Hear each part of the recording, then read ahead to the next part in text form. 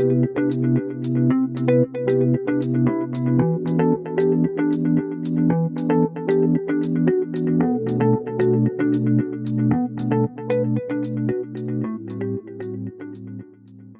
tuned in to This Week in Palestine, a space where truth is never trimmed to fit the margins, where resistance is lived rather than imagined, and where solidarity is not a passing season, but a constant pulse.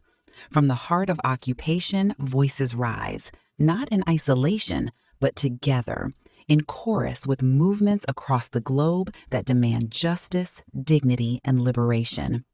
This is not just a broadcast, it is a lifeline, a thread that stretches from Gaza to the world, from shattered homes to unshaken hope, from rubble to resolve.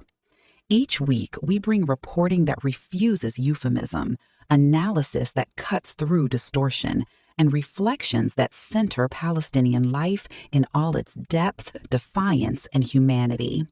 We trace the architecture of empire, the policies that suffocate, the narratives that erase, the weapons that silence, and we follow their echoes across borders, from Ferguson to Jenin, from refugee camps to classrooms, from Gaza to the global conscience.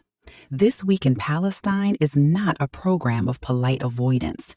It is bold testimony. It is urgent truth-telling. It is unapologetic solidarity. Because the struggle for liberation is not confined to one land, one people, or one moment. It is shared, it is global, and it is sacred.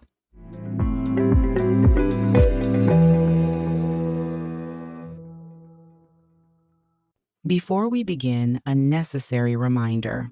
The views expressed during this hour belong to our hosts and guests and do not necessarily reflect those of WZBC, Boston College, or its Board of Trustees. This is not a space for polite avoidance or sanitized sound bites.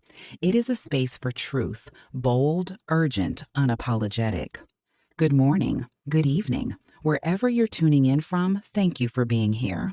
I'm your host and narrator, Abby Masri, and it is a profound honor to welcome you back to This Week in Palestine.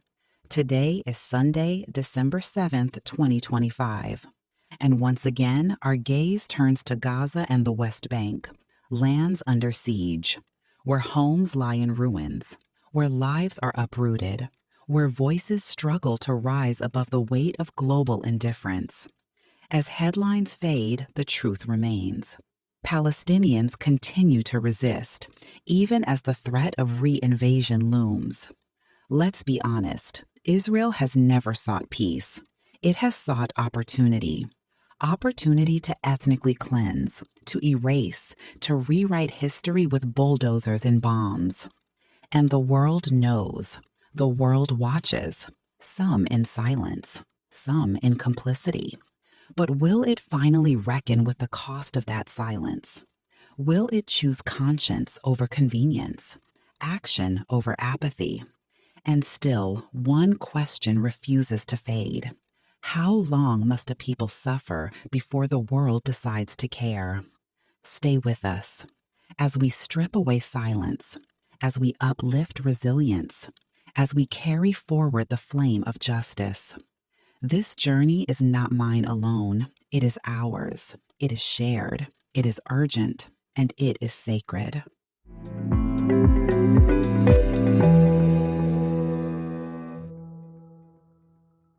You are listening to This Week in Palestine, Truth and Justice Radio, WZBC, Boston College.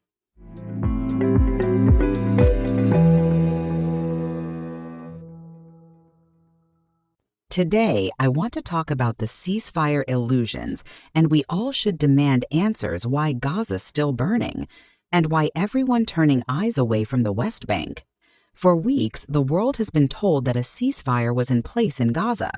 Announcements were made, press conferences held, and guarantor states led by the United States under Donald Trump, alongside Germany, the UK, France, Italy, Egypt, Jordan, and the UAE, were named as overseers of this fragile truce.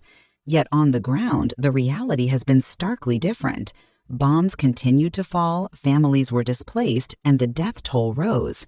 The question that haunts us is simple. Why did the ceasefire never truly take effect? Why the promise of peace never came? On my 2 weeks ago episode, I found myself asking why Trump and the other guarantor states were silent in the face of Israel's repeated violations. Was this silence part of the plan?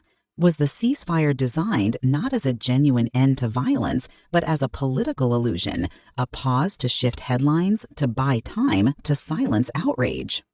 The ceasefire was announced with great fanfare. Trump repeated his refrain, "The war is over."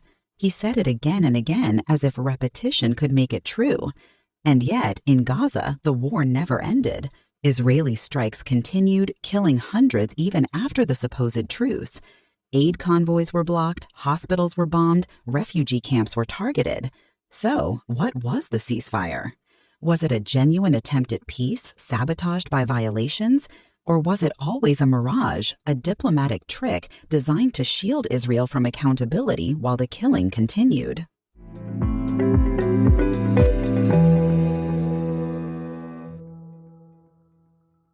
We must ask whether we are running in circles. Each time a ceasefire is announced, violations follow. Each time violations occur, guarantor states remain silent. Each time silence reigns, Israel continues its campaign unchecked. Trump's role in this cycle is particularly troubling. He declared the war over and over, but did little to enforce the ceasefire. Was he misinformed? Was he repeating what advisors told him to say? Or was he deliberately projecting an illusion of peace while knowing full well that the violence continued? Some speculate that Trump's vision for Gaza was not limited to ending the war. He spoke openly about rebuilding Gaza, about skyscrapers rising from the rubble, about turning devastation into real estate opportunity. Was this mere bravado, or was it a serious plan?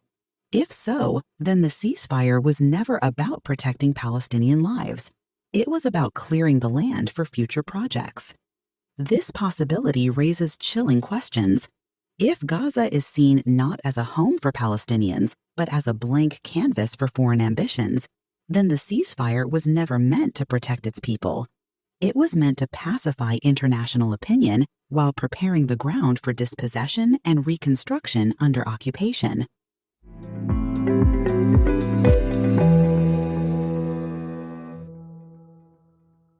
It's all illusions, illusions with no accountability.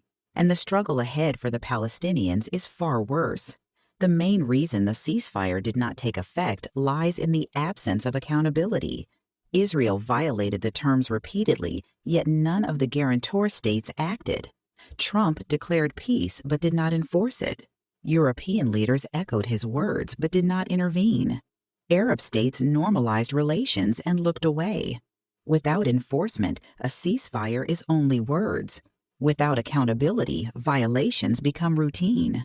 Without genuine commitment, peace becomes propaganda. And so Gaza remains trapped in a cycle. Ceasefire announced, ceasefire broken, silence maintained, violence resumed. The people of Gaza are left to wonder, does the world see their suffering, or are their lives expendable in the pursuit of political optics and economic schemes? Trump's repeated insistence that the war is over may not have been a lie in his mind. Perhaps he believed what he was told. Perhaps he was told to say so. Perhaps he wanted to believe it. But belief does not change reality. The war continued. The bombs fell. The children died. The truth is that the ceasefire was never real. It was a diplomatic illusion, a stage-managed performance designed to distract from ongoing violence. And until the guarantor states are willing to hold Israel accountable, until they are willing to enforce the terms they proclaim, Gaza will remain under siege. The struggle, then, is not only against bombs and bulldozers. It is against illusions. It is against the cycles of false promises and broken treaties. It is against the silence of those who claim to guarantee peace but refuse to act. From the West Bank to Gaza, the lesson is the same. Colonization thrives on myth. Resistance must thrive on truth. The ceasefire did not fail because Palestinians resisted. It failed because guarantors refused to enforce it. And until that changes, the people of Gaza will continue to mourn under the shadow of promises never kept.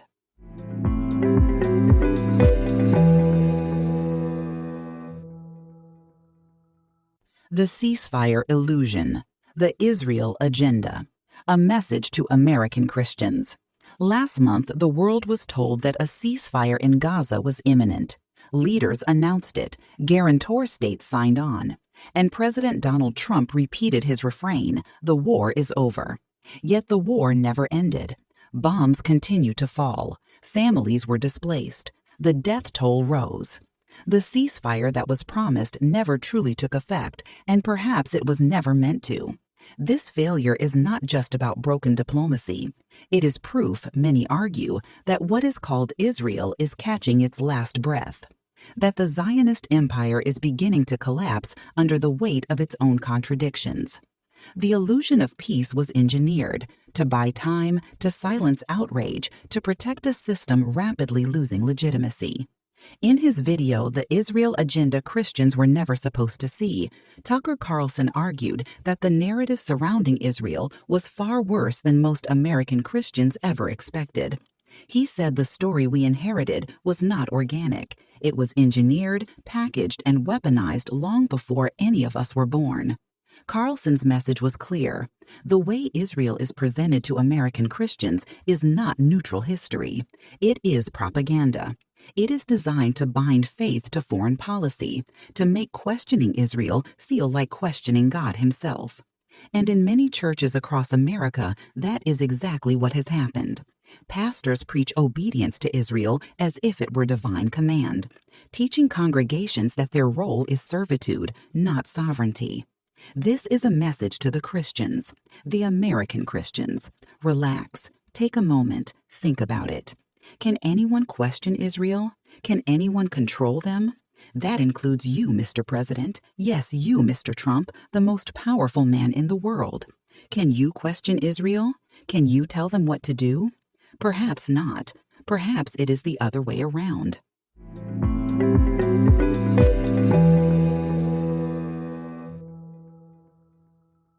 The silence of guarantor states during ceasefire violations shows us Israel operates beyond accountability. Even the most powerful leaders hesitate to confront it. And in America, the influence of Zionist lobbies like AIPAC ensures that politicians toe the line, regardless of the cost to justice, regardless of the cost to truth. Consider Senator Ted Cruz. He often cites biblical proofs to argue that Americans must protect and obey Israel. Yet these proofs are vague, misapplied, sometimes geographically confused. Bluffing is not proof, Senator Cruz. Perhaps you need to study the Bible more carefully. Or perhaps you should listen to a 7-year-old child who could give you a history lesson. A history lesson about Zionism. A history lesson about AIPAC and its bonuses. A history lesson about how Scripture has been twisted into political obedience and how faith has been weaponized to serve empire. The ceasefire that never came is not just a diplomatic failure. It is a symptom of a deeper collapse. The Zionist project depends on myths. The myth of discovery, the myth of divine entitlement, the myth of eternal victimhood. But myths cannot hold forever. As Tucker Carlson warned, the narrative was engineered long ago, but today it is unraveling. More Americans are beginning to question. More Christians are beginning to see that obedience to Israel is not obedience to God, but obedience to a political agenda. And when questioning Israel becomes possible again, when the silence breaks, the empire will no longer be able to sustain itself. The ceasefire that never took effect in Gaza is proof that illusions are crumbling. Israel's violations went unchecked. Guarantor states remained silent. American leaders repeated empty words. But beneath the silence, a shift is happening. Tucker Carlson was right. The Israel agenda is far worse than American Christians were led to believe. The narrative was engineered, packaged, and weaponized. But narratives can collapse. And when they do, truth emerges. This is a message to American Christians. Do not confuse propaganda with faith. Do not mistake obedience to empire for obedience to God. The time has come for history lessons, for truth-telling, for courage. From Gaza to Washington, the struggle is not only against bombs and bulldozers. It is against illusions, and illusions, once exposed, cannot survive.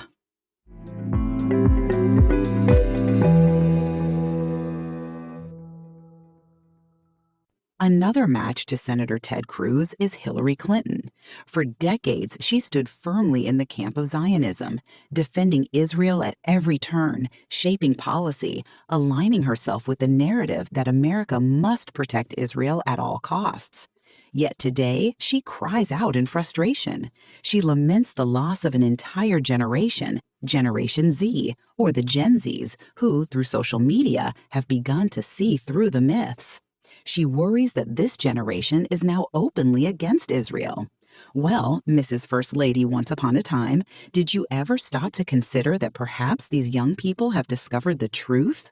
That they have uncovered the lies perpetuated by you, by Cruz, and by countless others who built careers on defending Zionism? Look around you. The respect that once surrounded your name has evaporated. You are no longer remembered as a trailblazer or a leader. You are remembered as a politician who clung to corruption, who defended injustice, who lied.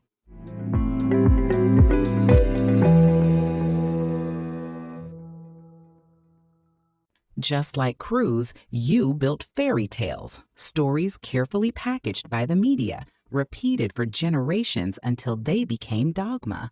But now those lies are being dismantled. Social media has given Gen Z access to voices and images that mainstream outlets tried to suppress. They see the bombed hospitals. They see the starving children. They see the bulldozed homes. They hear the testimonies of Palestinians living under occupation. They connect the dots between colonialism in the Americas and colonialism in Palestine, and they are not fooled. The new generation is stepping all over the lies you and your peers constructed. They are exposing you relentlessly with every post, every video, every thread. They are not bound by the old myths. They are not afraid to question Israel. They are not afraid to call out Zionism for what it is, a system of dispossession and erasure.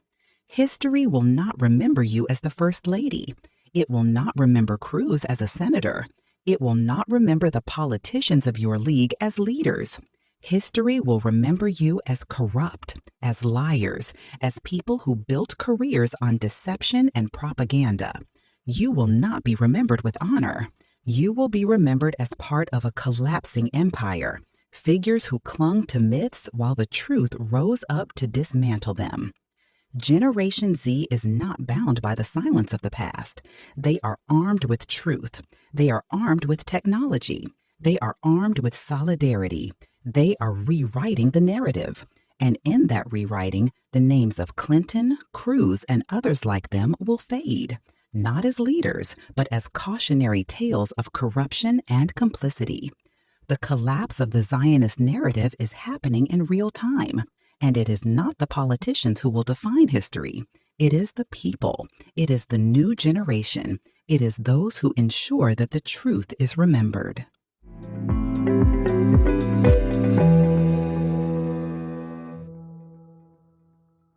We mentioned Tucker Carlson earlier. But today, I bring you a clip by Ben Norton, a journalist exposing some important facts. For those who don't know Ben Norton, he has built a reputation as a sharp critic of mainstream narratives around U.S. foreign policy. He has reported extensively from Latin America, from Venezuela, Nicaragua, Bolivia, and beyond. And today, he lives in Beijing, pursuing a PhD at Tsinghua University. His journalism has appeared in Salon, Alternet, The Real News, and The Intercept. He has been interviewed by BBC, Al Jazeera, and Democracy Now! Norton's work often highlights how media narratives are engineered to justify U.S. interventions abroad. He draws the connections between economic interests, military aid, and ideological campaigns. So let's turn now to Ben Norton. In his video, The Real Reason Why the USA Supports Israel, Norton exposes the deeper geopolitical and economic motives behind Washington's unwavering support. And as we listen, let's pay close attention to what this reveals about Trump's true plans for Gaza, plans that go far beyond the rhetoric of ceasefires and peace, and instead point toward a vision of reconstruction, profit, and control.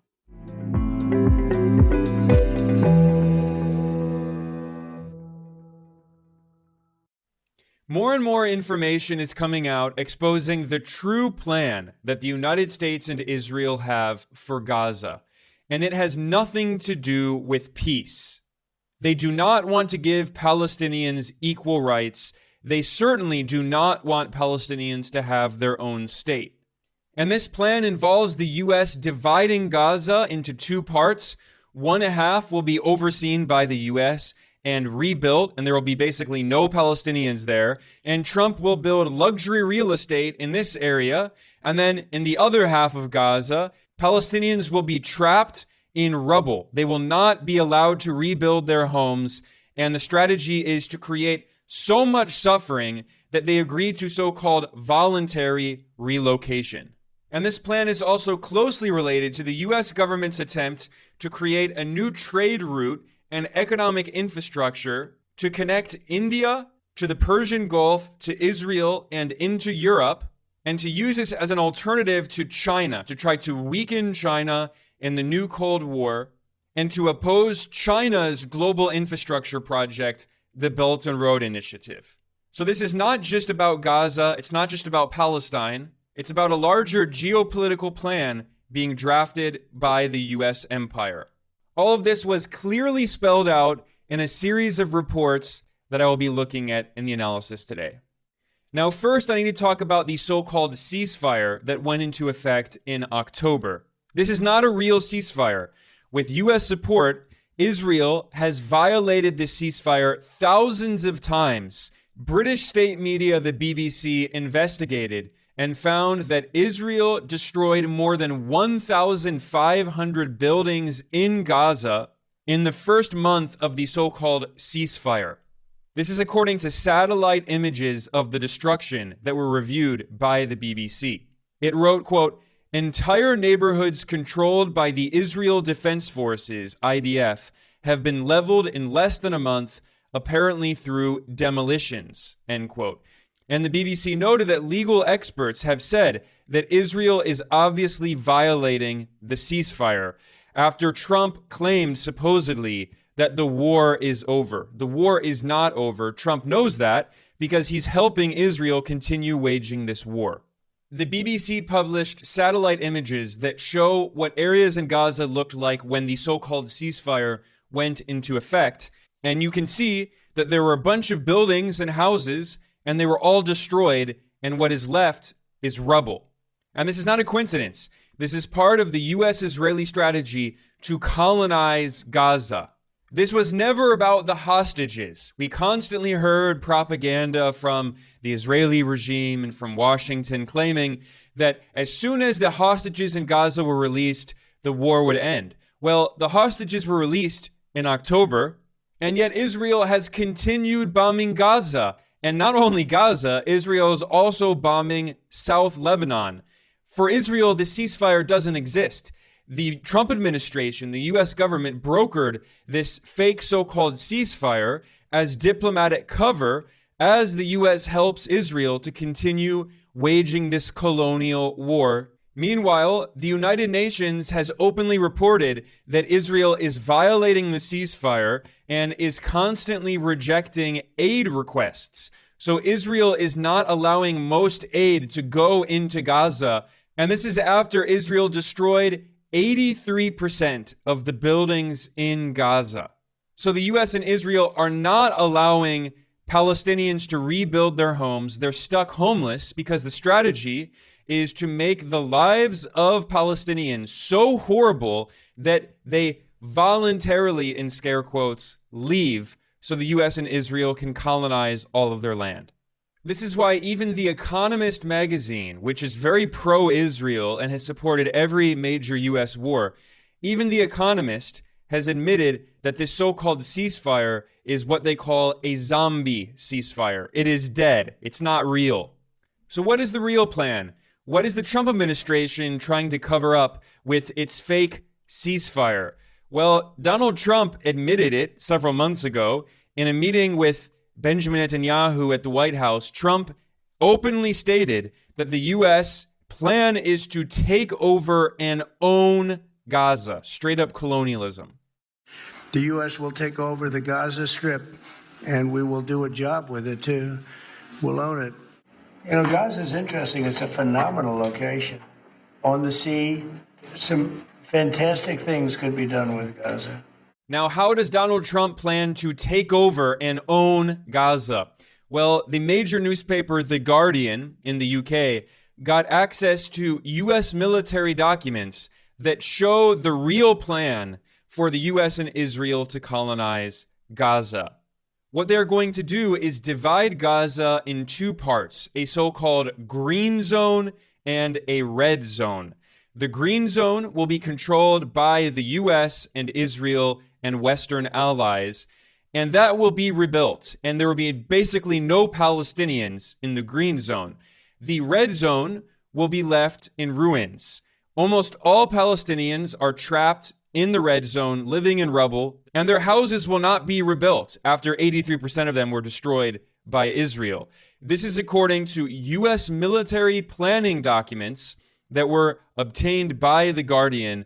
What I'm showing here is a map illustrating the plan to carve up Gaza, to slowly colonize Gaza, and eventually take over all of the territory. The green zone will be controlled by the U.S. and Israel. Again, there will be no Palestinians there, basically. And the red zone is the open-air prison where Palestinians are trapped. It's about half of Gaza's pre-war territory. So the U.S. and Israel are tightening the noose around the neck of the Palestinian people. They're restricting the size of the prison they're trapped in. There are now around 2 million Palestinians in Gaza. It was already one of the most densely populated areas on earth. Now it's going to be even more densely populated as the U.S. and Israel carves up their land. And again, these are Palestinians living in tents. They don't have homes because they were destroyed by the U.S. and Israel. And to oversee this so-called green zone, this colonial area administered by the U.S., the Trump administration's plan is to create a so-called International Stabilization Force, or ICF. And to make it seem like this plan is supposedly multilateral and international, when in reality, it's a U.S. plan being done to serve U.S. government interests, the Trump administration is outsourcing the dirty work to Washington's European vassals. So the U.S. military created plans for European military forces to administer this colonial area, the green zone, in occupied Gaza. This includes soldiers from the UK, France, Germany, the Netherlands, and Nordic countries, and Italy has offered to send troops as well for this colonial enclave. Jordan, another U.S. vassal state, which, by the way, is a monarchy, a dictatorship, but it's one of the closest U.S. allies in the region, Jordan is also offering to send troops and police officers to help run the day-to-day affairs inside this U.S. colony in Gaza. Now, the fact that the U.S. is calling this colonial enclave the so-called Green Zone is quite incredible if you remember the Iraq War. So after the U.S. invaded Iraq in a blatantly illegal war of aggression in 2003, the U.S. overthrew the Iraqi government. The U.S. de-Baathified the government, firing civil servants and anyone who actually knew how to run the government, firing military officers, and the U.S. created a new puppet regime. And the U.S. occupying forces were based in a small area in the Iraqi capital, Baghdad. That area was called the Green Zone. It was a little bubble where the U.S. occupiers and their Iraqi puppets pretended to govern the affairs of Iraq under U.S. military occupation. Meanwhile, the rest of the country was in chaos. There was constant fighting going on, and anytime U.S. forces went out of the Green Zone, they would be immediately attacked by local resistance forces because they didn't want the U.S. colonizers to continue occupying their country. So the same model that the U.S. empire used during its colonial occupation of Iraq, that's now what Washington plans to repeat for this colonial enclave in Gaza with basically no Palestinians. Again, I need to repeat this. Palestinians will be trapped in the red zone with no reconstruction, living in rubble, while the U.S. administers the green zone and has plans to benefit U.S. corporations. This brings me to another bombshell document that was obtained by the Washington Post that reveals the U.S. government's plan to have so-called voluntary relocation of the Palestinians trapped in what they now call the red zone, living in rubble. They want to expel those Palestinians. So the first step is to create the green zone and colonize that territory, roughly half of Gaza, and then eventually force out Palestinians and control all of Gaza, colonize all of Gaza. This colonial blueprint that was developed for the Trump administration was overseen by the forces behind the so-called Gaza Humanitarian Foundation, which was this group created by the U.S. and Israel because they refused to allow the United Nations to administer aid for Gaza. So this was a colonial cat's paw of Washington. And another group that was involved in drafting this colonial plan was the Boston Consulting Group. And by the way, can you guess who started his career working at the Boston Consulting Group? None other than Benjamin Netanyahu, the leader of the Israeli regime. By the way, Netanyahu was raised in the United States. He is an American. He was a U.S. citizen twice. He gave up his U.S. citizenship to become an Israeli politician, but he spent his most formative years in the U.S. He went to high school and college in the U.S. He studied business at MIT, not science. He studied business at MIT. And then after that, he got a job working at the Boston Consulting Group. And while he was there, Netanyahu was working with Mitt Romney, the Republican politician who was the Republican U.S. presidential candidate in 2012. Netanyahu has been close friends with these right-wing U.S. politicians for his entire adult life. And also, Netanyahu has been a long-time, decades-long friend of Donald Trump. So let's look at this colonial plan for Gaza that was created by the Boston Consulting Group, Netanyahu's first employer, for the Trump administration. It is called the Great Trust, and GREAT stands for Gaza Reconstruction, Economic Acceleration, and Transformation. It is subtitled, From a Demolished Iranian Proxy to a Prosperous Abrahamic Ally.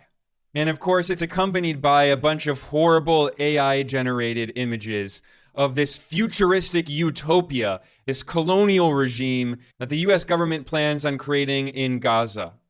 What this blueprint demonstrates very clearly is that the U.S. empire wants to turn Gaza into a colonial outpost so the U.S. empire can maintain control over all of West Asia, the so-called Middle East, which is, of course, one of the most geostrategic regions of the world. And the blueprint says very clearly, this is part of the broader IMEC initiative, the IMEC initiative. This acronym stands for the India, Middle East, Europe Corridor. And essentially, it's a trade route that the U.S. government is trying to create that will cut out China from international trade and will instead connect India, the Gulf monarchies like the UAE and Saudi Arabia, and then will travel through Israel into the Mediterranean Sea and then travel into Europe. Now, the idea of IMEC is being used by the U.S. government as an alternative to the Belt and Road Initiative, which was developed by China. This is a global infrastructure project in which China is basically recreating the old Silk Road. It's a new Silk Road, but not only a land route, but also a maritime route connecting all of Eurasia and also now connecting Africa and Latin America. And the U.S. government is deathly afraid of the Belt and Road Initiative, the BRI, because this is the infrastructure being laid for a post-U.S. world, a world beyond U.S. hegemony, where the United States no longer has the most important economy in the world, and much of global trade does not involve the U.S. So Washington's imperial strategy is to colonize Gaza and all of historic Palestine because Israel will be at the heart of Washington's plan for the India, Middle East, Europe corridor as an alternative to China's BRI. And this will be the U.S. empire's infrastructure to maintain dominance over West Asia. This is why this plan developed for the Trump administration describes the plan to colonize Gaza as part of a broader IMEC initiative, and it constantly emphasizes throughout this report that this is a U.S.-led custodianship. Now, they claim it's multilateral because the U.S. empire is using other proxy regimes like the Israeli regime and the Saudi regime and the Emirati regime. The U.S. is using these proxies in order to serve the interests of the U.S. empire. And of course, the plan is for Western corporations to profit from this. The plan is to promote tens of billions of dollars of private investment. And this is not aid. It's very important to emphasize that the Trump administration hates the idea of aid. No, this is investment by private companies. And the plan promises financial ROI, that is return on investment, over 10 years of $324 billion in assets, $37 billion in taxes, and $24 billion in direct revenue.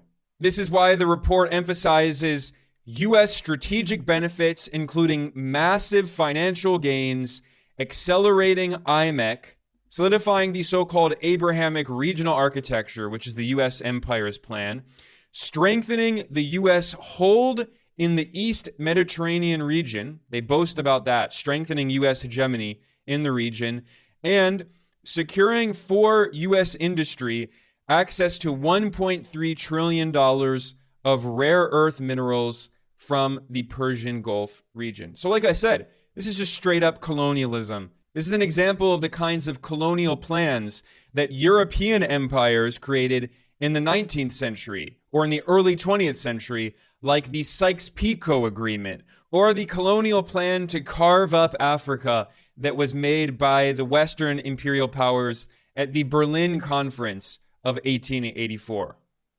Now, to try to justify this colonial plan, the blueprint created for the Trump administration describes Gaza as a so-called Iranian outpost, which is completely absurd. Gaza was not controlled by Iran. It's nonsense.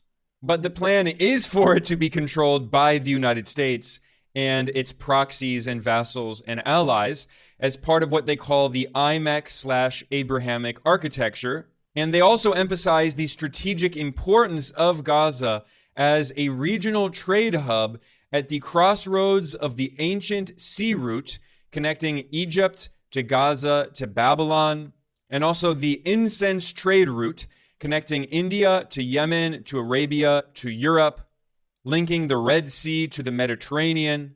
And the plan describes all of this as part of, quote, pro-American regional architecture, end quote. So this blueprint is not just a colonial plan for Gaza. It's a colonial plan for the entire region. By 2035, they want U.S. corporations to be exploiting $1.3 trillion of rare earth minerals in Western Saudi Arabia. They want the UAE to be a major global trade and finance hub.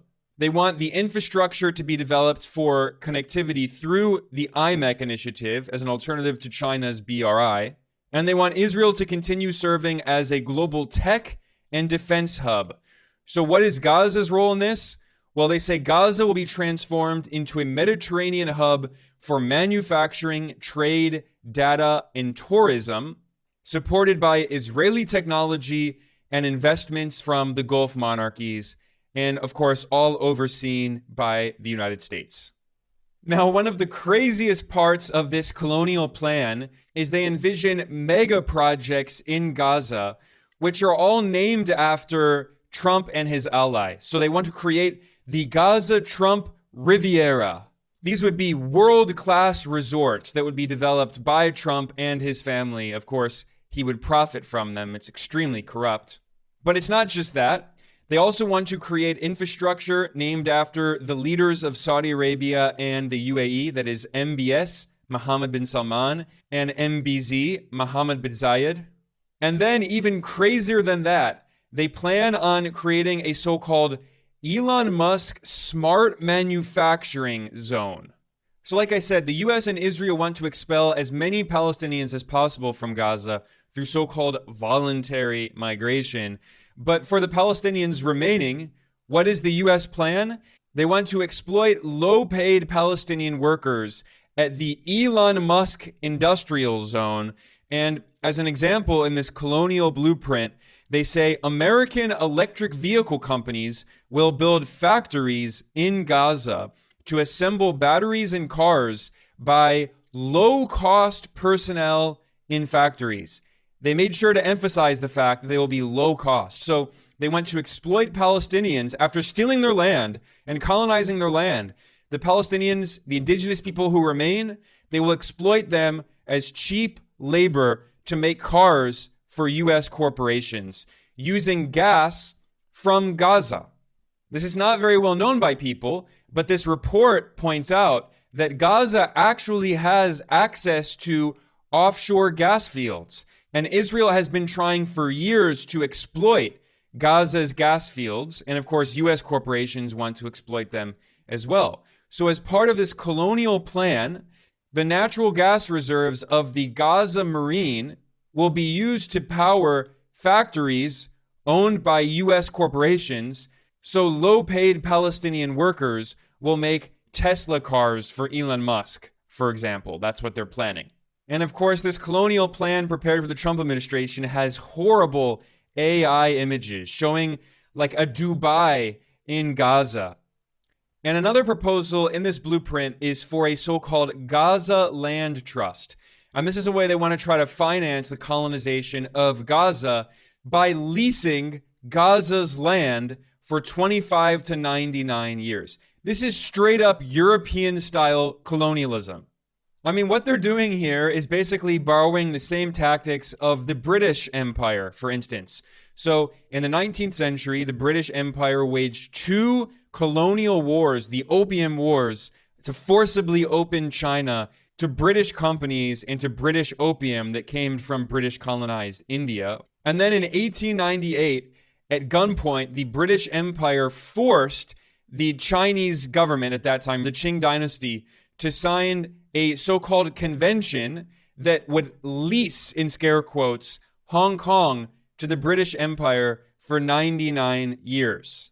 And this is why formal British colonialism did not end in Hong Kong until 1997, because that was the year when that 99-year colonial lease finally ended and China was finally given sovereignty once again over Hong Kong, which has been part of China for many, many centuries. So this colonial plan that the U.S. Empire has for Gaza is borrowing tactics used by the British Empire, like leasing, in scare quotes, Gaza's land to the so-called Gaza Land Trust, this colonial trust overseen by the U.S., that will administer Gaza's land and then use money from that land to fund the colonization of Gaza. And as part of this scheme, they say they will offer Gazans to place their privately owned land in the trust in exchange for a token. Okay, so they're going to deceive Gazans in this colonial trap to, in scare quotes, give over their land to the colonial trust in exchange for a token. And then investors will buy and sell those tokens that gives them right to Palestinian land in Gaza. This is a straight up financial scam to deceive Palestinians into supposedly voluntarily giving up their land for the U.S. to colonize it. And as insanely cynical and outrageous as that scheme is, the other side of the scheme is forcing Gazans to carry out voluntary relocation, like the U.S. Empire forced Native Americans to carry out so-called voluntary relocation by colonizing them and stealing their land and forcing them off their land and destroying their homes, which is what the U.S. and Israel have been doing to Palestinians. So the other part of this plan is to force Gazans to relocate to a different country, offering them $5,000 US per person. $5,000 US per person as part of a so-called relocation package. I mean, we're talking about not even crumbs. We're talking about crumbs of crumbs. Now, don't forget the overall context of this colonial plan here.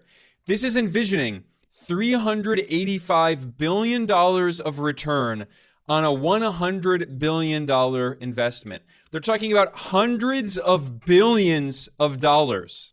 And yet they're only offering a measly $5,000 per Palestinian who agrees to so-called voluntary relocation. Although again, it's not voluntary after the US and Israel destroyed your home, traps you in an open-air prison that is getting smaller and smaller, and they don't allow humanitarian aid in, and they don't allow you to rebuild. You're living in tents. Your life is already hell. So this is not actually voluntary. They're offering tiny little crumbs of $5,000 per each Palestinian so the U.S. can colonize their land with plans on making hundreds of billions of dollars. It is so insanely cynical and vile and outrageous that is the kind of thing we haven't seen since old school European colonialism from the 19th century. But again, they're bringing it back for the 21st century. So those are the main points of this colonial blueprint that was created for the Trump administration, outlining the plans for Gaza. This was obtained by the Washington Post. And the U.S. representative who is currently serving as the so-called mediator between Washington and Tel Aviv is Donald Trump's son-in-law, Jared Kushner. He's the so-called mediator working with Netanyahu and the Israeli regime on behalf of Trump. The Western media claims they're discussing the so-called ceasefire. They're not discussing a ceasefire. There is no ceasefire. It's fake. They're discussing the plans to colonize Gaza on behalf of U.S. corporations. And in fact, Jared Kushner openly admitted this in an interview he did at Harvard University. He said they want to clean out Gaza, as he put it, and build luxury real estate to benefit his father-in-law, Donald Trump, and other U.S. corporate executives. In Gaza's waterfront property, it could be very valuable to, if people would focus on kind of building up livelihoods. But I think from Israel's perspective, I would do my best to move the people out and then clean it up. So everything that we're seeing here is simply a continuation of a century-long colonization process that goes back to the British Empire when Palestine was colonized by the British. And then the British Empire gave its blessing to create Israel in the Balfour Declaration. And Israel was created in 1948 after the mass ethnic cleansing of the indigenous Palestinians, the majority who were living there. Hundreds of thousands were violently expelled. This was known as the Nakba, which is Arabic for catastrophe. And ever since 1948, the Israeli regime, with the support of the U.S. Empire, previously it was the British Empire, but then the U.S. Empire took the place of the British Empire as the global hegemon. And ever since 1948, the Israeli outpost of the U.S. Empire has been colonizing more and more Palestinian land. And Gaza and the West Bank are the only remaining areas where Palestinians live, and the plan is to eventually colonize all of that territory as well. And that's what the Trump administration is doing in Gaza. And of course, they're not going to stop with just Gaza. The plan after that is for the Israeli regime to colonize the occupied West Bank and to expel Palestinians. And then if there are Palestinians left over, U.S. corporations and Israeli corporations will exploit them as low-paid labor. So again, as I conclude here, I need to emphasize, this is straight up colonialism. I'm not exaggerating. I'm not being hyperbolic. These are the exact same practices that were used by European colonial empires in the 19th century that are being brought back by the U.S. empire today in the 21st century.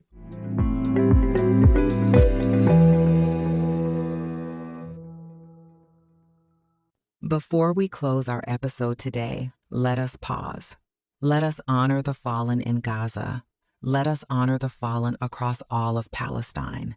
Let us remember them one by one, even though we do not know all their names, even though we cannot count the names we do know. Each life is a universe. Each name is a story. Each loss is a wound carried by the living. We honor the people who stood by the Palestinians. We honor Rachel Corrie, the young American activist who gave her life in Rafah, standing against bulldozers that sought to erase homes. We honor Rochelle Corrie and many others whose courage lit a path of solidarity. We honor the free voices, Muslims, Christians, and Jews who refused genocide, who refused silence, who refused complicity. We honor the journalists who carried the truth to the world.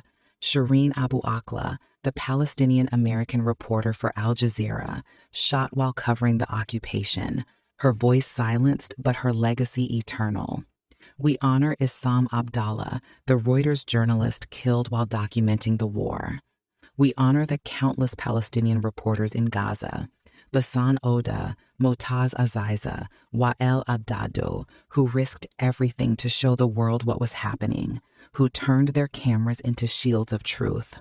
We honor American journalists like Chris Hedges, who has spoken relentlessly against the machinery of empire. We honor Glenn Greenwald, who has challenged mainstream narratives. We honor Ben Norton, who exposed the deeper geopolitical motives behind U.S. support for Israel.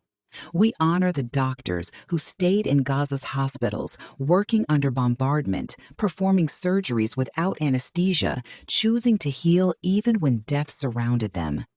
We honor the Dr. Ghassan Abu Sitta, the British Palestinian surgeon who entered Gaza to save lives. We honor Dr. Mona El Farra, who has dedicated her life to public health in Gaza. We honor the nurses, paramedics, and volunteers, those whose names we may never know, but whose hands carried the wounded, whose voices comforted the dying. We honor the students, the young Palestinians who studied by candlelight, who carried books into shelters, who dreamed of futures stolen by bombs. We honor the American students who stood in solidarity from Columbia University to Harvard, from Berkeley to Michigan, from Boston College to UCLA. Students who organized walkouts, sit-ins, and teach-ins. Students who refused to be silent. We honor the voices of Gen Zs who through social media have dismantled myths, who have shown the world the rubble, the hunger, the resilience. They are rewriting the narrative. They are carrying forward the flame of justice. We honor Americans who refused complicity. We honor Angela Davis, who has long connected the struggles of Black liberation to Palestinian liberation. We honor Cornel West, who has spoken truth to power about the moral urgency of Palestine. We honor Jewish voices of conscience, Noam Chomsky, Norman Finkelstein, Ilan Pappé, who exposed the myths of Zionism and defended the dignity of Palestinians. We honor everyday Americans, teachers, nurses, workers who marched in Washington, who carried Palestinian flags in New York, who stood in solidarity in Chicago, San Francisco, Boston. Their names may not be known, but their presence is remembered. Let us honor the fallen. Let us honor the living. Let us honor the voices that refused silence. From Gaza to the West Bank, from refugee camps to classrooms, from hospitals to newsrooms, from streets in America to streets in Palestine, the struggle is shared. The memory is collective. The resistance is sacred. History will not forget the fallen. History will not forget those who stood with them. And we, too, will not forget. Let's keep honoring the names, the lives, the voices that remind us justice is not negotiable.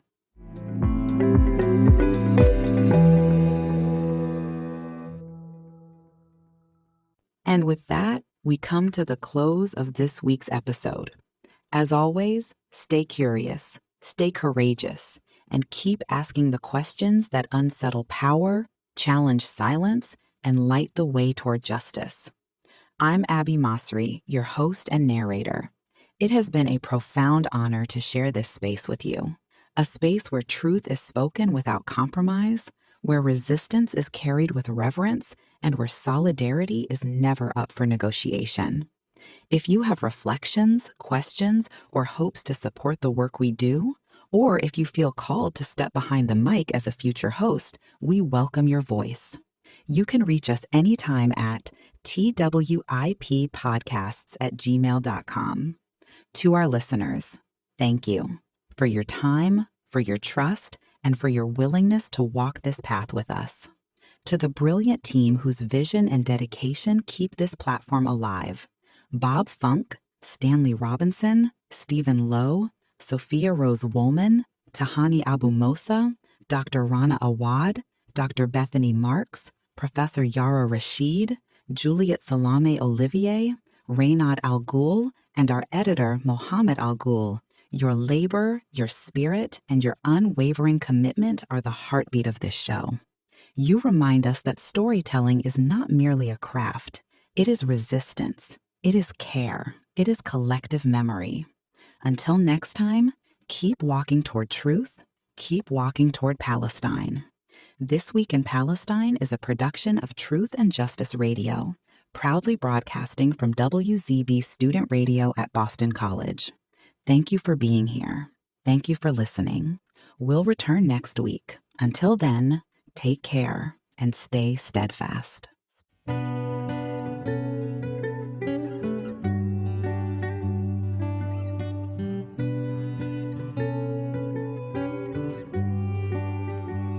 There's a limit to every posture. There's a moment when action ends doubt. Like when thousands of children have nothing to eat and there's lorries with food being kept out. And all they can taste is the sulfur. They're cut off from relief or supply. They're ordered to wait till it's over. Self-defense has become genocide.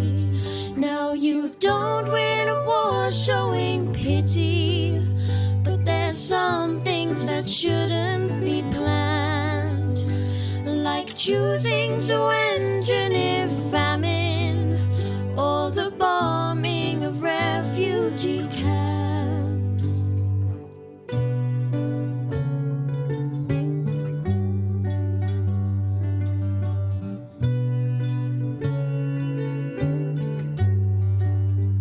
And you can't fight the tears of the orphaned or the footage that hollows our eyes.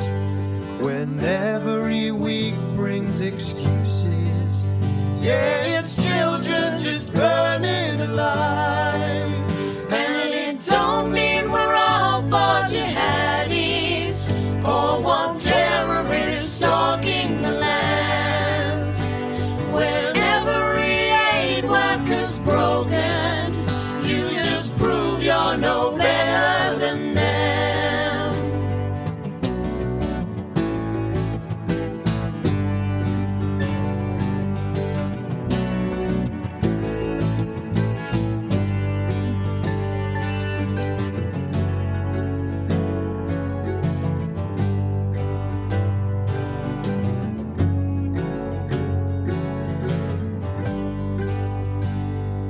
And you don't want the world to see you, 'cause you know that they won't understand the sickening steps being taken while the journalists die or abandon, and the innocent die with the guilty, taken hostage for nothing they've done. Now a doctor's lost 9 of her children, and you crippled her husband and son.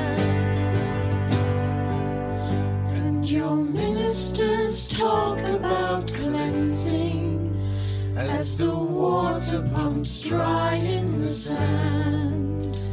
When everything's sacred you've broken, will you tell us that wasn't the plan? Will you tell us that wasn't the plan?